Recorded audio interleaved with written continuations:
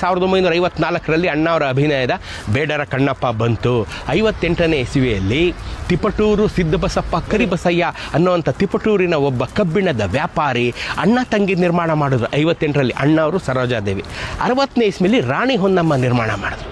ಆ ಕಾಲದಲ್ಲಿ ಎಲ್ಲ ಶೂಟಿಂಗು, ಎಡಿಟಿಂಗು, ಇನ್ನೊಂದು ಮತ್ತೊಂದು ಸ್ಟುಡಿಯೋ ಫ್ಲೋರ್ಸು ಎಲ್ಲದಕ್ಕೂ ಮದ್ರಾಸ್ಗೆ ಹೋಗ್ಬೇಕಾಯ್ತು. ಇಲ್ಲಿ ಇರಲಿಲ್ಲ. ಇದನ್ನು ನೋಡಿದಂಥ ಈ TS ಕರಿಬಸಯ್ಯನವರು, ತಿಪಟೂರಿನ ಕರಿಬಸಯ್ಯನವರು, ಇದನ್ನು ನೋಡಿದಂಥ ತಿಪಟೂರಿನ ಕರಿಬಸಯ್ಯನವರು ತಮ್ಮ ಕಬ್ಬಿಣದ ವ್ಯಾಪಾರದಿಂದ ಬಂದಂಥ 6 ಲಕ್ಷ ರೂಪಾಯಿಗಳನ್ನು ಹಾಕಿ ಸ್ಟುಡಿಯೋ ಪ್ರಾರಂಭ ಮಾಡಿದ್ರು. ಅದೇ ಕಂಠೀರವ ಸ್ಟುಡಿಯೋ.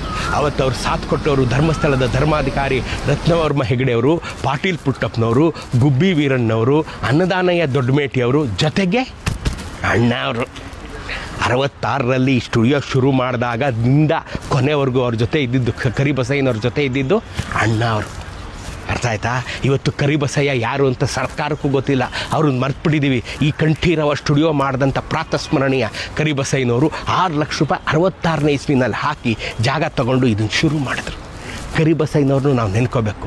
66ರಿಂದ ಅವ್ರ ಜೊತೆಗೆ 56ರಿಂದ ಅಣ್ಣ ತಂಗಿ ಪಿಕ್ಚರ್ ರಿಲೀಸ್ ಆದಾಗಲಿಂದ ಕೊನೆಯವರೆಗೆ ಈ ಸ್ಟುಡಿಯೋ ಜೊತೆ ಭಾವನಾತ್ಮಕ ಸಂಬಂಧ, ಒತ್ತಾಸೆ ಮತ್ತು ಮಾರಲ್ ಸಪೋರ್ಟ್ ಮಾಡ್ಕೊಂಬಂದಿದ್ದವರು ಅಣ್ಣವರು. ಅದಕ್ಕೆ ಅಣ್ಣವ್ರು ಇಲ್ಲಿದ್ದಾರೆ. ಸುಮ್ಮನೆ ಅಣ್ಣವ್ರು ಇಲ್ಲಿಲ್ಲ. ಅಣ್ಣವರು ಈ ಜಾಗ ಕಂಠೀರವ ಸ್ಟುಡಿಯೋ ಜನಿಸಿದ ಕ್ಷಣದಿಂದ ಕೊನೆಯವರೆಗೂ ಶಾಶ್ವತವಾಗಿ ಇಲ್ಲಿ ಉಳಿದೋದ್ರು. ಅದಕ್ಕೆ ಅಣ್ಣವ್ರನ್ನ ಇಲ್ಲಿಟ್ಟಿರೋದು.